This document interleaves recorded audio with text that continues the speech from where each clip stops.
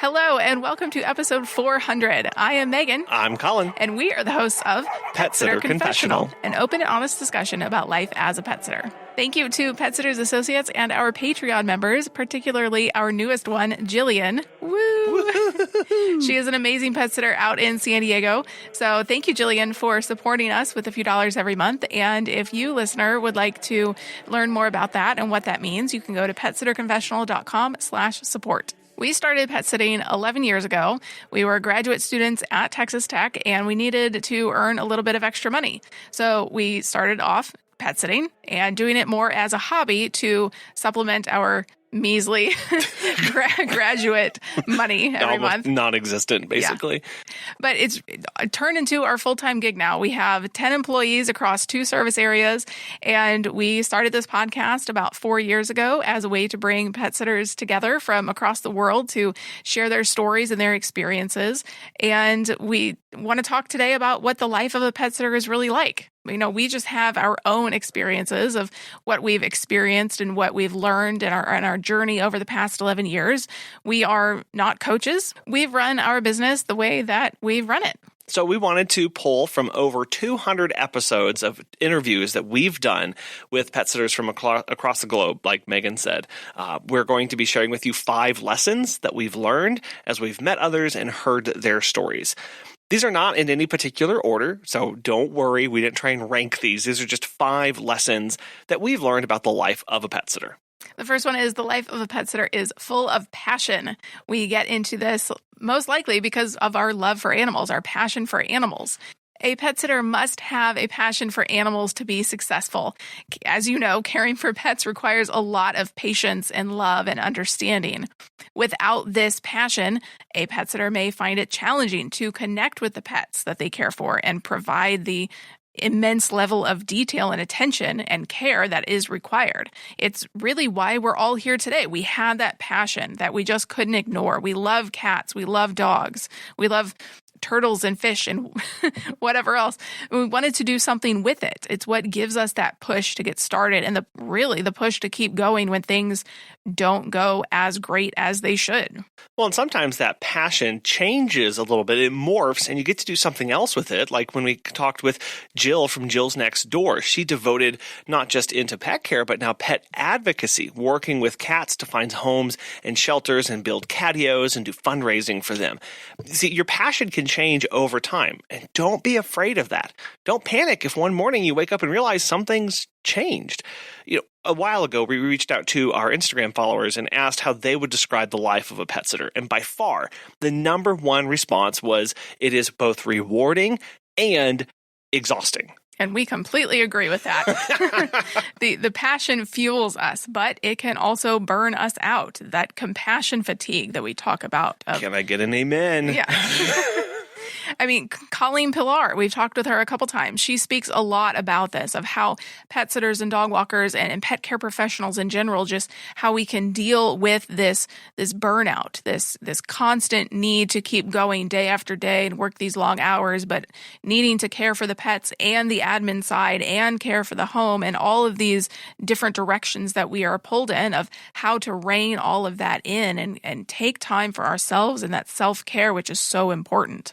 You know, Beth Pasick of Finicky Cats was so passionate about cats and helping for people to communicate better with them that she literally wrote a book for cat owners and lovers about speaking cat, reading body language, and it was all developed from her personal experience and the education that she's continued to get over the years.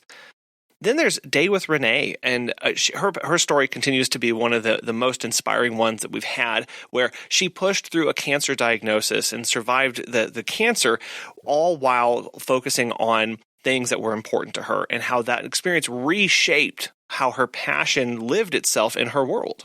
We also interviewed Janie Van Torok and her drive to keep going day after day, because she realizes that her effort really feeds her family. Literally, it puts food on the table. She is the main breadwinner in her family. And so her dog walking and pet sitting day after day, while she does enjoy it, it literally puts food on her family's table.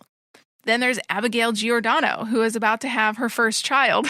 We interviewed her, and she said that this dog walking and pet sitting, it really saved her. It gave her a purpose that she started off as a dog walker, and she is now running the company that she initially started working for. And that was so cool to find out that it is possible to do whatever you want to do. If you start off as just walking one dog a week for another company, you can eventually run your own and make it anything you want. Well, and then really how she connected with a higher purpose and a higher calling through this process of connecting with pets and serving people. And then Nicole Packin had a message for us when we interviewed her about her hope message, not just for us and our business, but also for our clients and our staff and how we can serve them well. And we not just going through the motions, but we take this passion and we direct it into actions and service to others. The second thing is the life of a pet sitter is analytical. And I bet you didn't see that one coming, but it's true. You cannot be in this business, or really any business, without having an analytical mind. And it's not just about the numbers, but numbers do play a significant role in this. How much are your prices? Do you want to hire? Do your prices support that?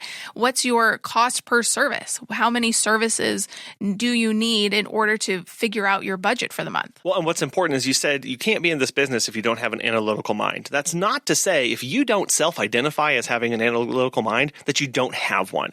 Because you are in this business, that means you have an analytical. You look at the world differently. I mean, here's a situation. Let's just say hypothetically, you enter into a client's home to find the trash turned over and the dog unresponsive on the floor. What 1,700 questions just flashed through your mind? What details were you hoping I'd mention? That's being analytical, looking at the details and trying to understand the world around you. Because perception is one thing, right? We have to be hyper aware of what we're doing. We also have to know what it means to us and what our actions flow from that. So you think, okay, I'm going to rush to the dog, and once I get there, I find the skin of an avocado on the floor. Is it toxic? Is it a choking hazard? Or avocado? All these thoughts are racing through your mind. What steps do I need to go through now to find out if the dog is okay? Do I need to perform pet CPR? Is the dog breathing? How do the gums look? Knowing the dog is very likely choking on the avocado seed, you know you have to act, and you know how to act accordingly because of your training and your experience and just having that analytical mind, because being analytical means we're processing a huge amount of input every single second that we're in a visit. There is so much data to work through, not just the list of the 15 things I have to get done in the 30 minutes, but how am I going to do them? How am I going to organize it? And then if the second you walk in the door, something is different or something is off, okay, well now I have to reorganize and reprioritize everything that was on my list. It's very mentally taxing, and this is one of the aspects of being a pet sitter and dog walker that most don't take into account of just how much processing we are taking on and doing throughout every second of every visit of every day. We are constantly running through scenarios. We're constantly listening, looking, feeling, smelling, touching things, and trying to gather information about the world around us. We have to be present in the moment. And then running a business, we're also analytical when it comes to route planning or dog walking through different areas, not just being detail oriented, but really being anal about the details and taking those and being very serious about those. The brain power, right? The brain power it takes to piece together an optimal route for your day is immense and highly undervalued in this industry. Yeah, if only we could get paid for the number of minutes and number of hours it takes us to route plan. Well, it's an art form as well as it is a science. It really is. Having an analytical approach in business and in life also means being prepared, right? The first question you have to ask yourself is, what am I preparing for? What does that actually mean? I know that's a question that we ask all of our potential hires. What would it mean for you to be prepared for a day of dog walking and pet sitting? Right? Each pet has its own personality, its own preferences, and a good pet sitter, you're going to understand this. You must provide a personalized approach to care that meets specific needs of each pet that you are caring for, not just in the home, but from each client's and then all of the variation that's there. Whether it's playtime, cuddles, a favorite treat, you should know how to cater to each pet's unique requirements and needs. So you have to prepare by knowing the pet as much as possible. That's why meet and greets are so crucial. It's putting together the puzzle. You say you get a walk request for a 13-year-old chocolate lab on gabapentin, and he has hip dysplasia. Or if a potential client contacts you that they need vacation visits for their pandemic puppy with high separation anxiety, the puppy needs oral medication and is reactive around people. Well, first, hopefully you've listened to our conversations with Arden Moore on the podcast. She's been on twice now, and she is a wealth of knowledge. Or you've taken a pet first aid and CPR course. That is very helpful. Yeah, I've learned so much from Arden with every single one of our conversations. I mean, she speaks cat, she speaks dog, she's fluent in both of those. But she really focused on our conversation with her about being a first responder in pet care. Equipping yourself with knowledge is one thing. But then you have to approach these issues by trying to piece together what's going on and then asking good questions. It's not just knowing the information, it's knowing what to do with it and always being hyper aware and knowing that no situation is going to be the same. And that's where the questions come in, is that once we have good information, we pull from experience, we pull from research, we call vets, we talk to all sorts of experts in the field, and then we piece together the questions that we need to ask in order to give the best care possible for the people contacting us. Because each pet is unique and their needs and personality are different, it is crucial to be prepared to learn the specific requirements of each pet, like their feeding schedule, their exercise needs, any medications or medical concerns that they have. Other times, being prepared means natural disasters. We talked with Cheyenne Williams, who runs Shiny Day Pet Care out of Florida, and she, all the time, anybody in Florida can relate to this, but hurricanes happen every single year, and they have to be prepared for disasters. And what do I do with these pets that are in my care and at these different homes? How do I get them to safety? Yeah, it's your responsibility to ask for extra crates, have extra medications on hand, to know the evacuation routes, to know how to transport that many animals, to know when to call it quits, to know to look for loose furniture in the yard or make sure that umbrellas aren't going to fly through windows. It's all a way of thinking. It's about breaking down problems, which really leads into the last part of being analytical. It's about knowing your business, knowing your numbers for your business and your marketing. And when we interviewed Jay Pattis, I loved his approach to understanding that it's not just for the here and now that we are working towards. We're working towards a future. And to understand your numbers means someday I'm no longer going to be doing this business. I'm either going to retire, I'm going to sell the business, I might not be able to continue because of health reasons. So I need to plan for the future. And that takes knowing things like investing and saving and simple, small approaches right now. We also talked with Brian Taylor a couple of times, and he told us that he has a lot of banking background and banking knowledge and how he uses that and incorporates that into his business through subscription models and trying to get that reoccurring, predictable revenue every single month. So yes, when you think of being analytical, it is also about the numbers as well as everything that we just talked about of thinking through things and being prepared. But numbers are crucial to running of your business and making sure that this can last you 10, 20, 30 years, and as well support your employees if that's what you choose to do. And that really came through in our conversation with Robin Bennett from the Dog Gurus. And one of the things that she focused on was taking your services and breaking out your profitability by service to see where are you actually making your money. And that many times businesses are making money, but that's because they have some profitable services and some very not profitable services. And so they could be a lot more profitable, but until you break it down per service, you won't actually know. And that helps you make good marketing decisions. It helps you know where to invest more of your time and where you need to hire or where you need to raise prices if that's something that you want to continue to do. The life of a pet sitter is also being professional. Pet sitters are professional. You need to be reliable, responsible, have excellent communication skills. Being professional also means having that training and experience to provide the best possible care. It means attending conferences, seeking out other local professional pet sitters that you can network with, or starting a statewide organization like Florida just did. That is really cool that they did that. Professional means having high levels of communication, focusing on safety and security, having excellent customer service because, again, the people pay the bills, the dogs and the cats do not pay the bills yet. And then really good project management skills as well. Again, the route planning, the organization for all of your licenses, your taxes, if you're doing payroll. Also, whenever you get new client inquiries, how do you manage all of that aspect? There's the pet care, then there's the business side, and we have to manage both really well. But also with being professional, there is not oversharing. It's, sticking to the facts and not letting emotions run you and your business. So if you get a bad review, it can very easily turn into a negative situation where you are saying too much, you're oversharing in the moment on responding to that review, and it just spirals out of control. Or if somebody says something bad about you, always keeping your responses in negative situations short, concise, and sticking to the facts. Being professional also means treating your business as a business, protecting your business, understanding public relations, and nurturing your clients. There's a lot to unpack there.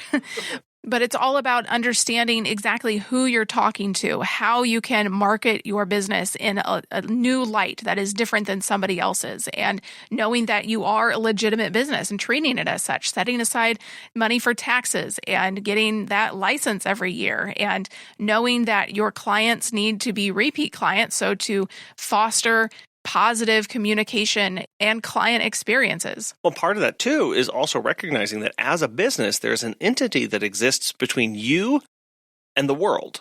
That's your business. That's your registered name. Whether you are working as a solo and it's a DBA, or whether you are an LLC or an S corp or a C corp, something exists between you and the outside world, and that's a really important mindset to get right as a business. And it's incredibly hard because this is such a personal business. It's our business. We're doing all of this work, and then when something doesn't go right, we tend to act out personally and lash out. But realizing, no, there is something here that I can stand really behind, or maybe keep between me and the things that aren't going well. And that's my business. And that's why that entity exists, is to do that for you. It's also recognizing the gravity of the situation. We are going into people's homes. People are trusting us with their most valued family member, and we are entrusted with their care, and knowing that we can give that peace of mind to people while they travel, while they have long days at work, that they don't have to worry.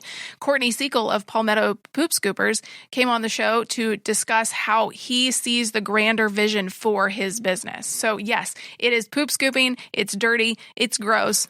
Not many people want to do it, but he does, because he sees that he can get that waste out of the environment, put it in a proper place, because when we have a bunch of poop just sitting around, it goes into the water system, and he doesn't want any of that contamination. So he sees the bigger picture here, the 30,000-foot view of going, I am able to do something great in my business, help the environment, help these people get poop out of their yards, and make the world cleaner because it's not here anymore. I definitely didn't see our conversation going into water quality issues, but it really shows not just the severity that he brings and the professionalism. When he looks at this, he goes, this isn't just a problem of poop in the yard. This is a cleanliness. This is hygiene. This is clean drinking water for my community. And the more that I can help people understand that, yes, they'll be able to enjoy their backyards on the weekends, and they won't have as many pests in their area. But also, we'll have cleaner drinking water. And that really just hit home the weightiness of the problem that he sees and that he's trying to solve.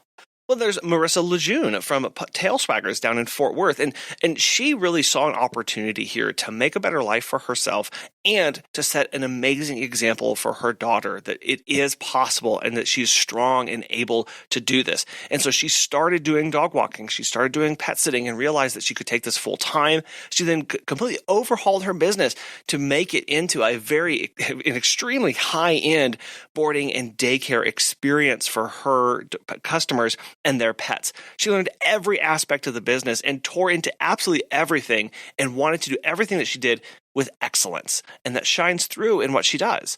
And I love my conversation with Lori Pertagno about dealing with medically needy pets, about how she saw that there was this need there where there were clients who weren't able to go on vacations, and they felt guilty and they felt shame for doing that or wanting to do that. And she looked at that and said, how can I solve this? And so she's building a team of highly professional sitters to come in and care for these pets who really no one else can, and is looking at solving this niche market and helping overcome these problems that these people have. The life of a pet sitter also means getting insurance. As pet care professionals, your clients trust you to care for their furry family members, and that's why Pet Sitters Associates is here to help. For over 20 years, they've provided thousands of members with quality pet care insurance. Because you work in the pet care industry, you can take your career to the the next level with flexible coverage options, client connections, and complete freedom in running your business. Learn why Pet Sitters Associates is the perfect fit for you and get a free quote today at petsitllc.com. You can get a discount when you join by clicking Membership Pet Sitter Confessional and using the discount code Confessional when you go to checkout. Check out the benefits of membership and insurance once again at petsitllc.com. The life of a pet sitter also means being creative. It means thinking outside the box, whether it's social media or marketing or boots on the ground or digital, doing different things on cold weather days, exercising the pets differently when the weather is different, writing ad copy, changing your business model, flipping it on its head, doing different services, changing your prices. There are all these different things that you can do to help and aid your business, whether it's subscription, packages. Being a pet sitter means being creative. Being a business owner means doing whatever your mind creates. Like with Maria Tehran, she didn't know anything about grooming. She took a class in Puerto Rico. She went down there for a while and she learned all about grooming, and she can now offer grooming services in her business. She also didn't know how to buy a business, but she did a little bit of research and she bought a business in the neighboring town that offered different services than what she did. So she combined two businesses into one. We interviewed Michelle Klein about how she looked at her business and said, this pet sitting stuff is fine, but it's a very overcomplicated. It's not as consistent. I'm looking to streamline my business. So she completely reinvented her business and looked at her business identity and tried to struggle with who do we serve? Who are our clients? And landed on being a Monday through Friday dog walking business. Period. End of story. Where she looked at, that just seems so outrageous for a lot of people to think of how you could get rid of a huge chunk of your business. But at the end of the day, she said, the headache's not worth it. The scheduling is insane. Staffing for that's not for me. I can streamline this and make it simple and go. But that took thinking outside the box and tackling a lot of preconceived notions that she had. And then there's Dan Reitman with Dan's Pet Care. He is always pushing the limits of what a pet business actually is, whether it's eating dog treats or eating dog ice cream or dressing him personally, right? Dressing up in a dog costume, opening a daycare and grooming and training. He wants to be a pet brand for everyone, worldwide known. And so he is just continually pushing the envelope of what it means to be a pet care business. Well, and we interviewed Wayne Hartley with Happy Hearts Pet Care about how he had a mobile grooming business, which is, something that is just amazing, going to people, serving people who couldn't be served otherwise. And he, again, looked at his business and went, actually, this isn't really working for me. So he completely flipped his business from being 100% mobile to now being 100% brick and mortar. He lost most of his clients, most of his staff, and did that all because he had a vision and a passion, and he looked at a problem and thought, I can solve this in a different way. And we also talked with him about the importance of emotional intelligence and finding ways to escape and understand where we're coming from and how we struggle, and really learning more about ourselves. The last aspect that we consider to be part of the life of a pet sitter is that it is people-centered. Like I said a minute ago, the people pay the bills. So it is a lot of communication and trust and customer service and kind of bobbing and weaving to the client's suggestions and demands and what they need for their pets. We have been doing this for 11 years, and we've never had a dog reach into their pocket to pay us at the end of the walk. It's just not something they do. We are passionate pet people serving passionate pet people. A great example of this is Scott Black. He runs Personal Touch Pet Sitting, and he talked in his episode all about the excellent customer service and the personal touch that he provides to his clients. And he is solo. He has no interest in growing a team. And so he's really able to dedicate that one-on-one focus of not only the pet when you go into that visit, but also the client as well, of going, I am the one doing the visits day in and day out. You will get me, and I am here for you. We also interviewed Lindsay Shackelford, who runs Dogs of Charm City in Maryland. They have a huge community-centered business. They are always growing their community. They even have little stickers that they put in window shops that are dog-friendly. It is so cool. Their main service is dog walking, but they are always hosting events. They've got products that they sell. They are just really dog-friendly, and they have grown that community in Maryland as the go-to dog walking place for dog people. Yeah, it's a people business, and whether we're serving people that are directly needing our services for dog walking or pet care, maybe we're just trying to grow more pet-friendly communities or educate more people about how to live their best life possible. Whatever it is, it's about reaching out to more people around us. And that just hit home whenever we interviewed Judy Nunez, and she told a story about how there were always more people invited to the table. It didn't matter. There were always more chairs. There was always more room at the table. And so when we look at the dog walking, the pet sitting, the pet care community, there's more room for more people here because we can serve more people better. Also, when we look at our communities and the people that we're serving, how can we reach out to more people, whether they need our services or not, knowing that you listening, you're supposed to be here. You are supposed to be here. And I really hope that you hear that. I hope that you know that you are here and that you're not just here, but you are needed because you're making this industry better through everything that you do and the way that you do it. Because ultimately, the life of a pet sitter is what you make it. There is not a manual or a guide on exactly how to do everything. And while we give our 2 cents every week and we interview other people, it's ultimately up to you, how you operate, how you want to run your business. There's no right way to do things. But we do develop best practices and strive to always be better.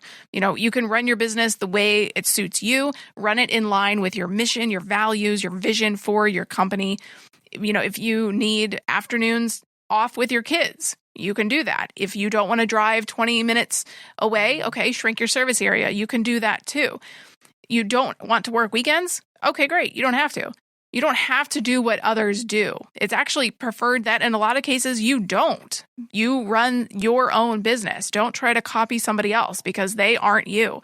There is a cycle to your business where you are rediscovering yourself and who you are and what you want your business to be and where you want it to go. We're constantly remaking ourselves. Every day is a new day, and we're making our business new and fresh again. Through small changes, it's not always altering everything all at once. It's a little here, it's a little there. It's a little growth, it's a little change, it's a little subtle difference.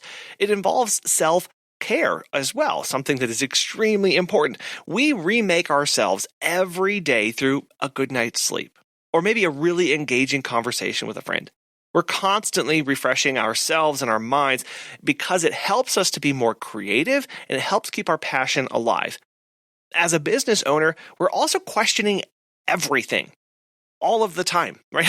Especially when it comes to our own motivations, even maybe why we're offering a service. Remember that nothing is so perfect that it can't be critiqued, even ourselves, which is the hardest part about this entire process. And yet, questioning is what allows us to be analytical. Remember that aspect where we ask good questions. It's not just about our business. It's not about our clients, not about the pets that we're serving, about the situations that we're in, about ourselves as well. Make sure that we understand where we are coming from. The life cycle of a business owner also means recreating ourselves, bringing something back, something that we potentially thought was gone. It could be a personal dream or a dead business. It could be a passion or a business partnership. Just because you have run a dog walking business for the past 10 years doesn't mean you have to run the same business for the next 10 years. You could do something completely different.